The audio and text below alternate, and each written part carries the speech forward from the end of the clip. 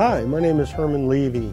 I've been doing muzzle loading since 1972, and I just wanted to show you folks a little bit of what I've learned in a number of years. This is a brown bess musket. This is a model 1728. The parts were made by a gentleman in Jones, Oklahoma, and assembled by Mike Enger and Yancey Van Yeast. The gun represents an officer's model brown bess. We hear in the history books how inaccurate the brown bess musket was. People who shoot the brown bess musket during modern times, I believe, would take issue with whether the musket was accurate or not. It's a flintlock musket. It saw service for about 130 years. And in that time, I believe all of the kinks were worked out of the musket. It's a great weapon. I've killed a great deal of game with this weapon. It's a .75 caliber. I shoot a .735 ball and use 140 grains of double F sifted black powder. The cartridge that we make up is a paper cartridge.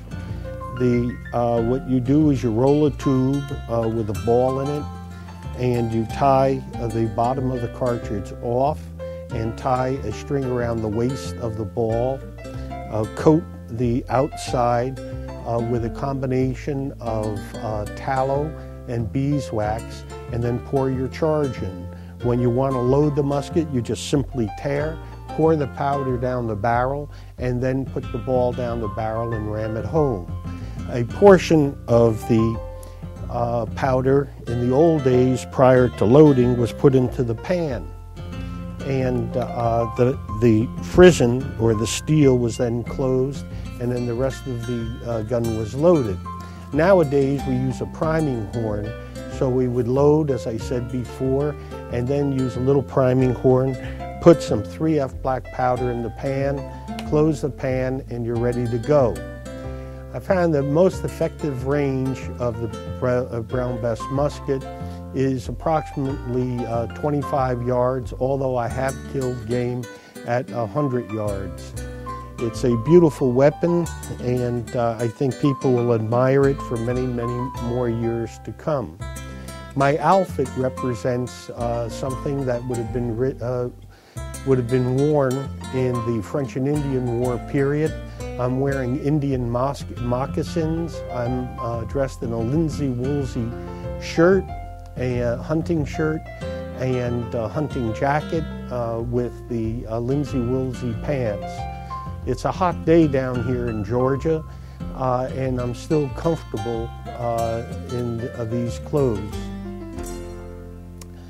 I think for those of you who like history, this is a wonderful way to get to be able to appreciate what people did in the bygone days, and hopefully get a better appreciation for the trials and tribulations that our forefathers went through.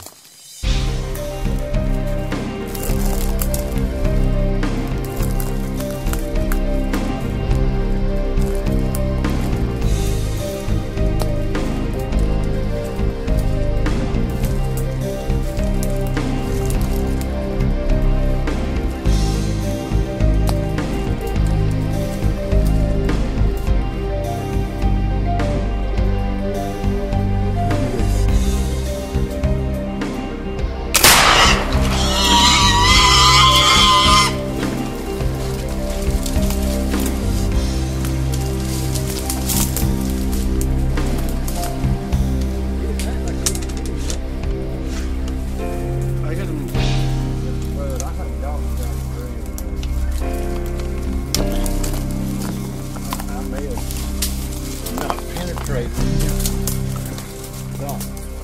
He can go ahead and shoot him. Go ahead, Doc. If he gets up from that one, yawn.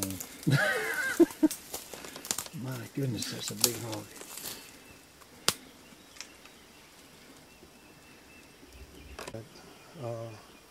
It didn't just drop them. That's about the size of the brown bear. I'll tell you what, he's on all fours, he's like a small buck. We still be all right. We will when we get him out of here. Yeah. It may take all of us to get him rolled over like that. Congratulations. Thank you. Kind of messy. But real big, isn't it? Yeah. You ever seen one bigger? Have you seen a bigger one than that? No. I've seen pictures of hogs this size but never anything. This was an excellent opportunity to harvest this very large wild boar, and also an opportunity to see how the .75 caliber brown bess musket would function in penetrating a mass of tissue. The ball functioned wonderfly. In a smaller hog, generally the ball passes right through the hog. This hog was shot in the head, and up till now I haven't found an exit wound. So I think it pretty much absorbed the shock. This will be the first animal that the ball has not passed entirely through. Most of the other animals, including black bear, moose, and other heavy game, I've never been able to recover a ball from.